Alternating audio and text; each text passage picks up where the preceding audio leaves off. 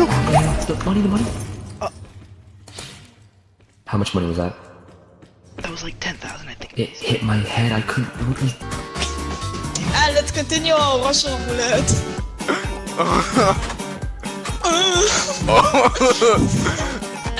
Tick tricks.